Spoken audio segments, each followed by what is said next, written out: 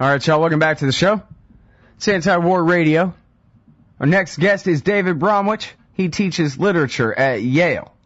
He's written on politics and culture for the New Republic, The Nation, the New York Review of Books, and other magazines. He's the editor of Edmund Burke's Selected Writings on Empire, Liberty, and Reform, and co-editor of the Yale University Press edition of On Liberty. He has an extensive archive of articles at the Huffington Post at HuffingtonPost.com. The latest is Obama's drift toward war with Iran, and quite an education it is. Welcome back. David, how are you doing? It's good to be with you, Scott. Good. Well, I'm very happy to have you here, and this really is something else. This article, it's part review of Trita Parsi's new book, A Single Roll of the Dice, and a few other articles, but it's really a broader retelling of the supposed attempted diplomacy with Iran, perhaps you'd put it differently, something like that. But you begin, and I think we should begin, with a little bit of debunking about the nuclear program, about the assassination plot by the used car salesman in Corpus Christi, and some of the other things that have, vast majority of the mainstream media on this narrative that Iran is an offensive terrorist threat to the people of the United States, Israel, and everybody else, and something must be done about them. Yeah, well, that's the most troubling element of the propaganda we're hearing now, because it's so reminiscent of what came in the 8 or 9 months leading up to the attack on Iraq. There has been caution and wariness and a certain amount of fear of Iran in the U.S. ever since Khomeini's revolution in 1979. But, it's been not sort of front-page subject recently because we've been busy in that part of the world and had our own obstructions to work through if we've even halfway done that. But now there are forces in Israel, in the United States, and in the European capitals, too, and in the Arab world that favor an attack on Iran, whether by the United States or by Israel, backed by the United States. So to work up the proper emotions suitable to an attack, a lot of fears are being stoked. The arrest of the supposed plotter of the assassination in the U.S. Of an Israeli embassy personage by an Iranian agent, which looked very improbable and came off the front pages almost as soon as it came on, is one example, as you say. Recently there have been Israeli defense authorities warning the United States that Iran had missiles that could travel 6,000 miles and could hurt the United States. Very reminiscent of Tony Blair saying that there might be a nuclear bomb, very close to ready in Saddam Hussein's laboratories. And, any number of stories of this sort. We're going to be getting more of it, I'm sure. That the point is to make Iran not a distant but an imminent danger for the United States, as the ruling coalition in Israel has made Israeli citizens believe that Iran is an imminent danger for Israel. What Iran certainly is for Israel is a limit on Israeli power in the region if Iran itself should become more powerful. And realistically, that is what the Israelis fear. Suppose you want a homely analogy in our own hemisphere, suppose that Venezuela under Chavez, acquired considerable naval and armed forces capabilities. The United States wouldn't worry that Chavez could conquer the United States or obliterate us. That's total fantasy. But we would feel our scope of action was cramped, and we want the Monroe Doctrine still to be enforced. Well, the same way for Israel, closer to home for them.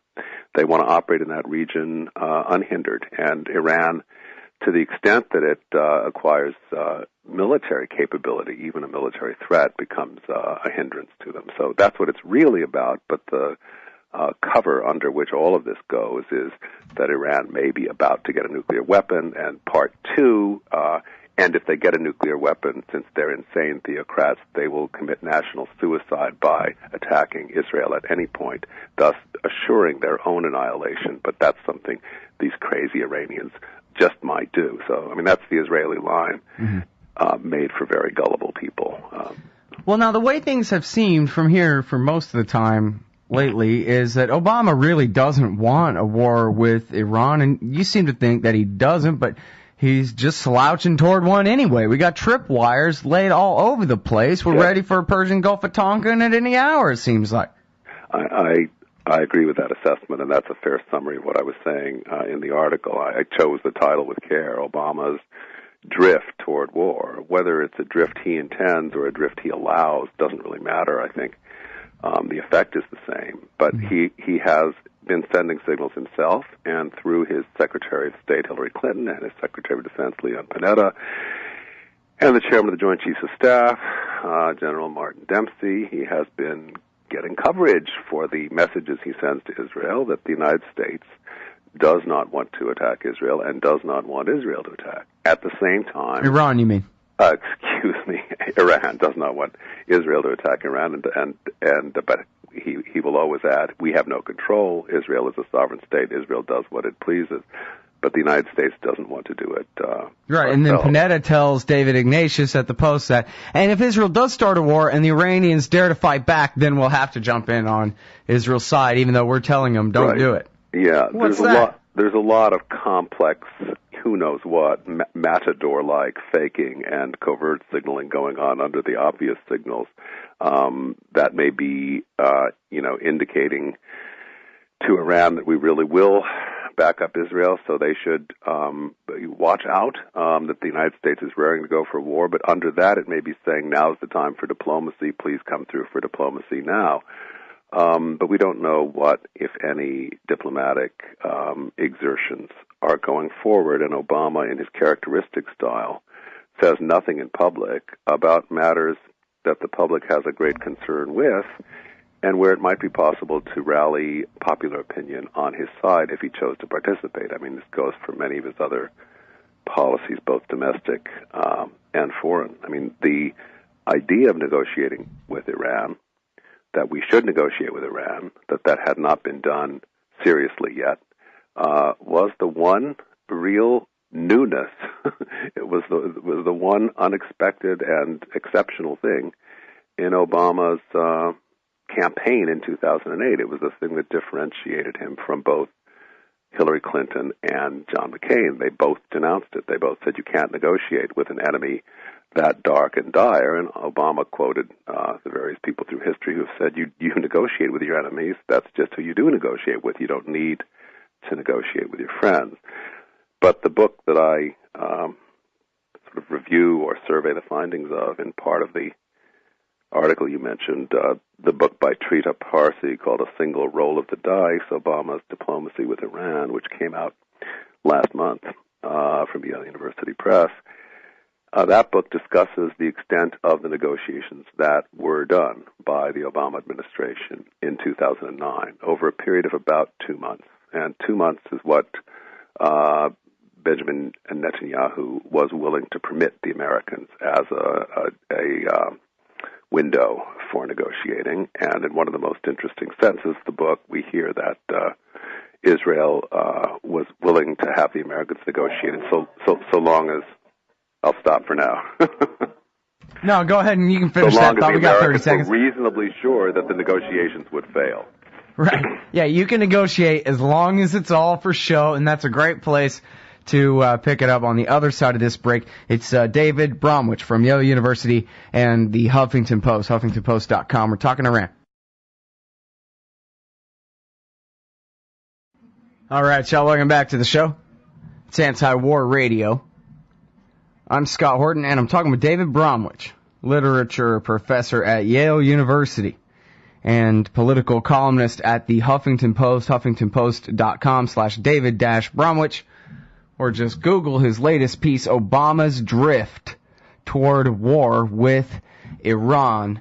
A very comprehensive retelling not very, but pretty darn comprehensive retelling, not quite the book itself, of Obama's supposed diplomacy with the Iranians on their nuclear program and supposed attempts to stave off war. And it's true, as you say, that he really talked a big game during the campaign, and why he was better than Hillary, and then why he was better than John McCain was because they're more likely to get you into war with Iran. And I would rather not go down that same dumb road that we just went down with George Bush in Iraq. And so wouldn't you prefer me? And the people said yes. And then he came in, he gave a big New Year's Day speech on YouTube and all this, and he said he was going to work this thing out. And then did he really even try, or what happened? There was, I am summarizing Trita Parsi's presentation of it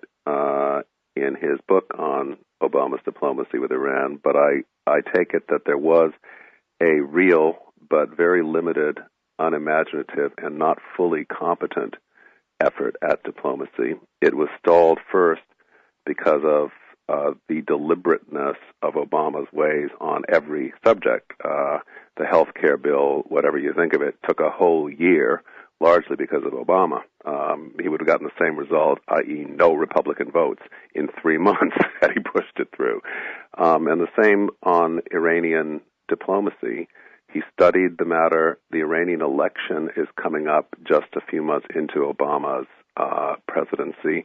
And the decision is made not to engage with Ahmadinejad because it might, if there were a good negotiated settlement, it might equip him to win the election. And playing very close chess now, the Americans discussing it with Obama advise him, don't do that.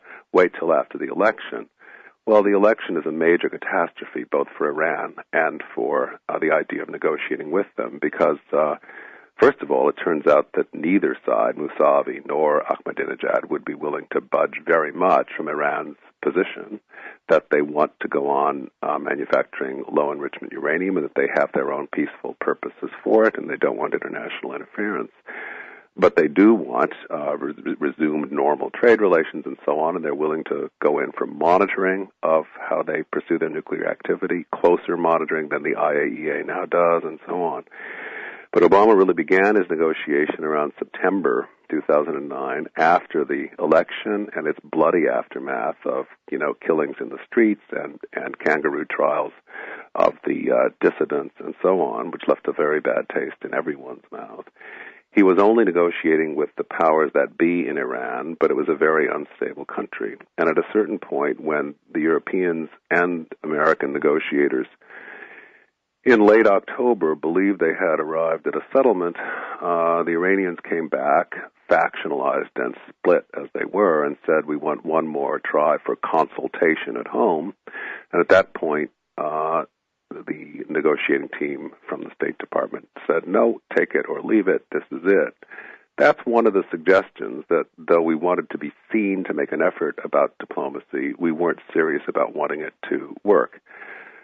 So then the matter fell into the hands of the usual forces pushing towards wars in the Middle East, that is the Israel lobby, the Republican Party, which is trying to move Jewish donors in America over to the Republican side and are even further to the right than the Democratic Party on Middle East policy, and the European capitals, which, like the old empires they are eager for cheap oil in the region. And, if somebody will fight a proxy war for them, we'll be glad to topple another regime that is defiant.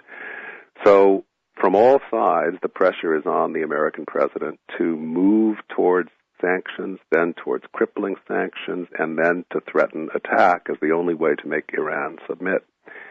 And yet in the background, everyone knows that Iran is a country of 70 million people. It is militarily formidable, though we have them surrounded with our dozens of bases in Afghanistan and Arabia. And you can't attack them. You can't put what we call boots on the ground, ultimately. So it looks as if, just letting the facts stare at you and what rises up from the facts, it looks as if the policy in force is regime change. Regime change preferably without war, but of course it's a fantasy that the Americans or Israelis can sow the seeds of genuine native descent in Iran that will make the popular sentiment of Iranians overthrow their own government, however tyrannical and disliked. So, but Obama seemed drifting with the policy of regime change, but trying to discourage Israel from an overt attack. And, of course, working into all this to confuse things is the election going on in both countries. There's an election coming up in Israel and an election in the U.S. Every single Republican candidate has placed himself to the bellicose, pro-war side of Obama to prove that they are better friends of Israel and better enemies of Iran than he is. And the Israelis seem to have their own people pretty effectively scared, so that they are collecting supplies for bomb shelters and so on. And with that kind of, ginning up a war, it's hard to stop it unless you make definite, clear, public announcements that you intend not to have a war and you intend to do something else. I don't think I've ever seen, David, a piece in Foreign Affairs or anywhere that says, yeah, once we do this next round of sanctions, it's going to work. And they're going to now, from then on, bow to our demands or whatever. It's always just a checklist of things we got to do in order to say that war is inevitable, basically. We tried to reason with them. Absolutely. We threatened them with annihilation, and they still won't give in. Right. So now we have to annihilate them. Right. The movement is all in one direction. A sort of break in this, and it was surprising to me, I admit, was an editorial in the New York Times that appeared yesterday by Dennis Ross, entitled "Iran is Ready to Talk."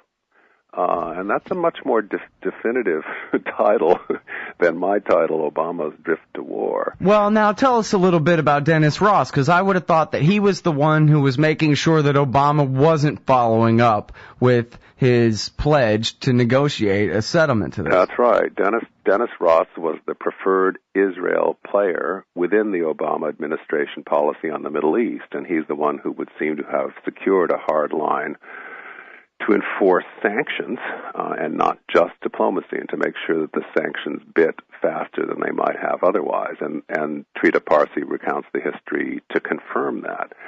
But, where you have people now like Neil Ferguson and writers in the New Republic and the Weekly Standard and the Wall Street Journal actually pitching for war, wanting the attack, wanting Israel to be able to do it, or the U.S. to do it. There have been people on the so-called liberal hawk side stepping back. Kenneth Pollock is one who favored the Iraq war, but wrote an article in the New Republic opposing an attack on Iran. Leslie Gelb is another.